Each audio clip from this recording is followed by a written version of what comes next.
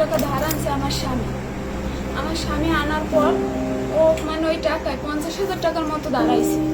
তার 50,000 পরে আরো মানে দাঁড়াইছে সামনে 1 লাখ টাকা। 1 লাখ টাকার পর ও আমাকে ডাকার পর বলছে যে তোমাকে লাগে আমি হিসেব করব। আমি গেছি, আমি যাওয়ার পর দেখি যে ওখানে জিয়েরা ছিল সালিশিতে, আনসার মল্লিক ছিল, আর ওই যে মজিবর ছিল, তার জিয়ের ভাই পোলা ছিল রনি আর কালাম। এরা সালিশির বাবদ এরা লেখছে যাই আমাদের এই 1 লাখ টাকা সুদ আরো টাকাতে বাড়ছে, 2,63,000 টাকা আমাদের পায়।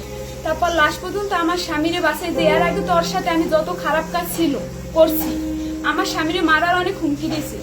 তারপর 3 বছর ও আমার সাথে ব্যবহার করছে, আমার ভোগ করছে। তার ঘরে একটা সন্তানও হয়েছে, কিন্তু এখন অস্বীকার যায় ও আমার লগে কোনো খারাপ কাজ করে নাই।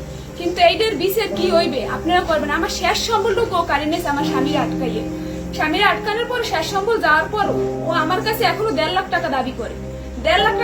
তাহলে আমার সাথে যে খারাপ কাজগুলো করছে এর কি বিচার হইবে?